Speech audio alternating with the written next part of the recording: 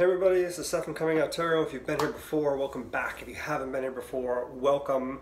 I wanted to talk a little bit about intuition. Now, I tried to do this the other night, and there was a problem with uploading the video, and then I ended up doing it on Periscope, and Periscope was a way long conversation that went kind of in multiple offshoots.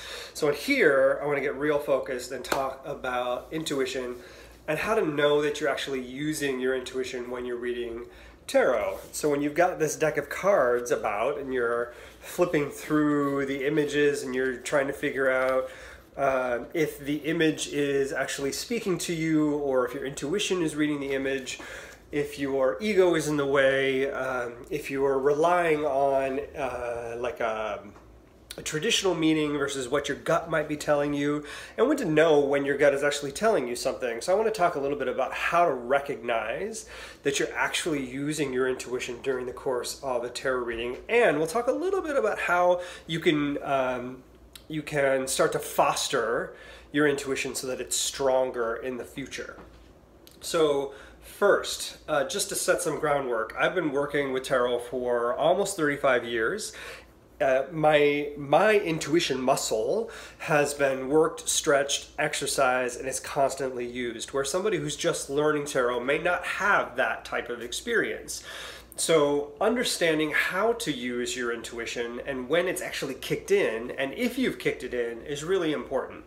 So to get started, knowing that you're actually going to be using your intuition, couple things. One, meditation is a great exercise. Meditation gets you started in being self-aware, because you're going to experience what it means to focus, to challenge yourself to be addressing your one particular issue, like your breath. If you're just focusing on your breath, the self-awareness and attention that you draw just to your breath is going to allow you to continue to practice awareness, self-awareness of a particular part of your body and how you're interacting with the world around you, because there's going to be noise and sound and interruptions, and you're going to have to always come back to your breath. So to be able to focus on one thing is a practice. It's the rehearsal for knowing how to be more attuned to and aware of your intuition. Next, because that's where you got to start. Next, if you want to know how to recognize your intuition, you need to start practicing. You need to start using it. Now, first, your intuition, everybody has intuition. It just depends on how much we actually use it, how much we practice it, how much we fortify it as time goes by.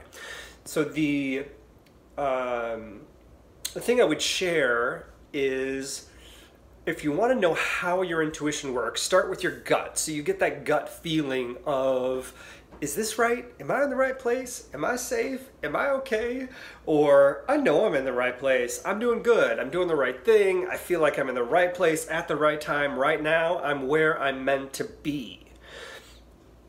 And if you can start to recognize those, you can put that into your meditation practice, where you go, okay, I had this feeling at this time. Let me ask or think about or focus on what that feeling was in that particular moment, and what triggers did my body have? What did I feel? How did I respond in that moment when my intuition was like off the charts? How was my body responding? Did your head feel different? Did your chest feel different? Did your gut feel different? Did your legs feel different? Did your eyes feel different? Something. Did your body feel different? Same thing for when you feel like you're in the right place at the right time. Does it feel different in certain parts of your body? Next thing you can do is, once you've started to recognize those, write them down, keep track of them, honor those, recognize them when they happen again, so that you can start to trust your intuition and go, oh, I've had this feeling or this experience before in this type of situation. Here I am again in a similar one. The feeling is coming back. Now I recognize that as my intuition, and this is the sign that my body gives me when my intuition is kicked in. Next, when you're reading with tarot cards and you're not quite sure if it's your ego in the way, if you're reading a traditional meaning, or if you're actually reading with your intuition and you're out of your own way, you can do the same thing. So when you start to get that feeling that you've started to recognize from good situations or challenging situations or scary situations, when you start to get those same feelings, then you can start to recognize them when you pull a card. Now the question is, are you feeling some nerves and that might be confused with intuition, or are you feeling a bit scared, which is stronger than nerves, and you might be confusing that with intuition just because you're trying something new? So meditation will help you separate that as you reflect on how you're working and what your experience is.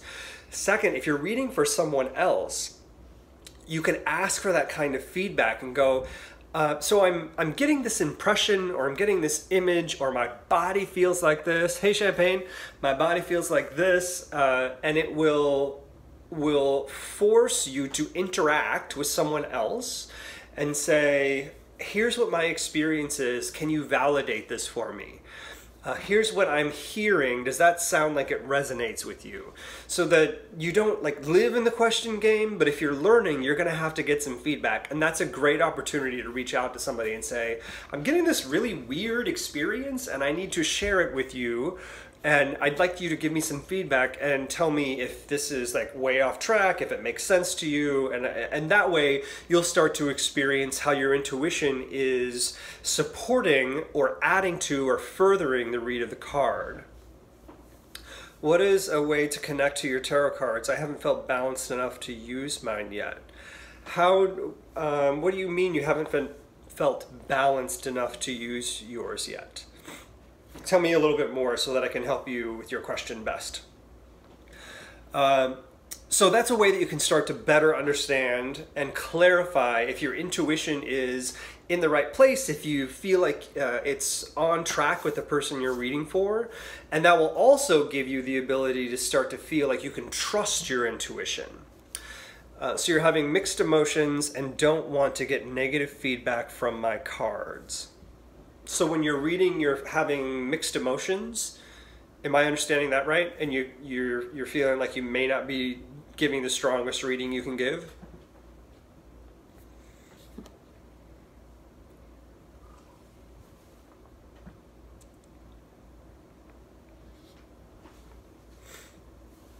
Like a more better way to connect to them, like in sleep with them. Yes, mixed emotions when reading with them. Okay, so Champagne, that tends to happen in my experience, and you should ask more than one reader this question because you might get different sides of the same coin.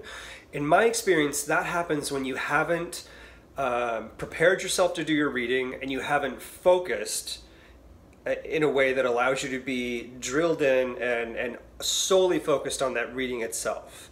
So some people believe that sleeping with your cards will allow you to have a stronger connection because they're with you, they're connected to you, they're touching your subconscious, they are touching your energy. For me, the way that I think about tarot cards, these are cardboard and ink. These are just cardboard and ink. I personally do not need to charge them under a new moon. I don't need to charge them under a full moon. I don't put mine in silk bags. I don't add crystals to them. That's not part of what I do and who I am. The magic is in me. All of the critical, important parts of being a tarot reader is all in me, and I use this tool to help me read. So this is cardboard and ink. So I don't believe I need to charge my cards. Other people do. Other people feel like they need to have a relationship with their deck. This deck is my go-to. It's the handle deck. I would say I do have a relationship with it only because I've used it for so long that it's come to the point where it sparks my intuition and I see images and things in it that nobody else would see. In a way that other readers don't. So I think what can help you is use your deck consistently, use it a lot, use it more, use it all the time, and then you're building a relationship between yourself and the cards. Sleeping with them doesn't actually give you the experience of reading with them. It also doesn't support your intuition and taking your reading further than just the traditional meanings of the cards. So if you're trying to further your intuition and have a better relationship with your deck, i.e. give a stronger reading, then practice, practice, practice, get the feedback you need, use the deck over and over and over again. You'll know if the deck's meant for you. You'll know if it's the right deck for you because it will speak to you. Like this deck, this handle deck for me, for many years was really, really challenging. And it's one I picked up and put down and picked up and put down, but I knew it was the deck I was meant to use. And when I really, really knew it, other than believing that it was the deck I was meant to use, is when I started using it over and over and over again. And that took my readings to new heights. The deck itself is stronger with me than ever because I get it, I understand it, I see it, I recognize it, I trust it. But that came through use. It didn't come through sleeping with it. It didn't come through charging it under a new moon. It didn't come through putting crystals on it. But if that holds power for you, then do that. So I'm not telling you not to. I'm not telling you it's bogus. It's bogus for me. So if you feel like you can have a stronger reading by sleeping with your deck and building a connection with it that way, then that's a perfectly reasonable way to do it. But that's not for me. So I would recommend, if you want to have a stronger reading, stronger intuition, and be a better tarot reader, then use your deck. Use it, use it, use it. Especially if it's the one that's calling to you, if it's the one that you believe you need to use. It's like the Rider-Waite-Smith that a lot of people learn with, not my deck. I'm learning more about it all the time. I've been using it for 30 years. It's just not my thing. But this handle deck, I can read 8 Ways to Sunday, and it takes me to new places every time I see it. And I'm meant to use this deck. Like I know it. When I hold it, I feel it. It's just the way it works. I can. It's a challenge to read for yourself. It's not impossible. The challenge in reading for yourself is getting out of your own way.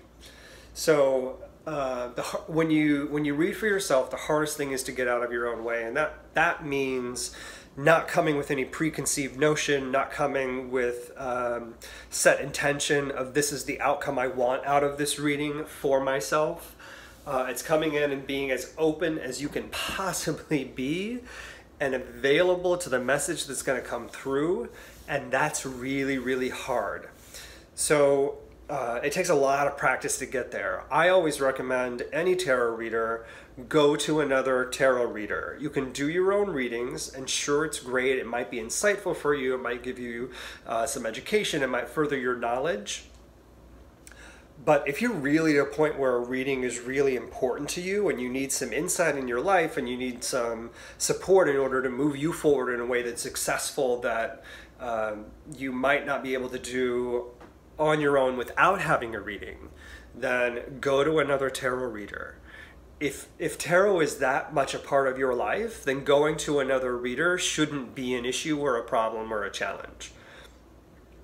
It's just finding the right one. I have a blog post over at ComingOutTarot.com where you can learn more about how to choose the right reader for you, because we're not all the same, right? We are not all the same.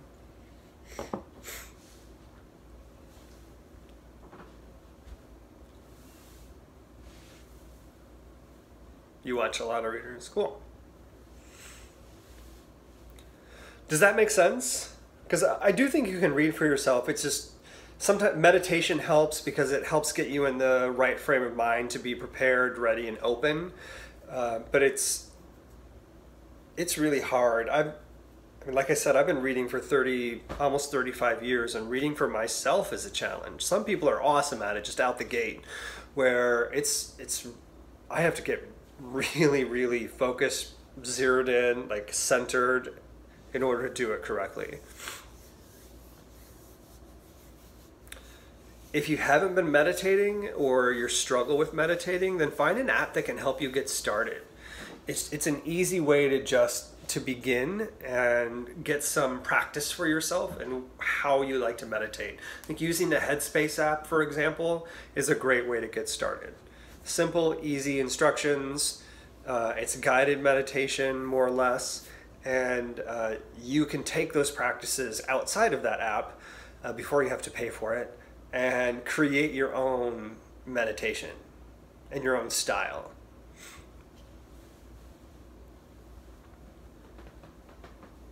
All right, so I'm going to take off. My dinner is here. Champagne, thanks for being here and asking some questions. I hope this was helpful for you. If you're not already subscribed to my channel, please subscribe. No problem.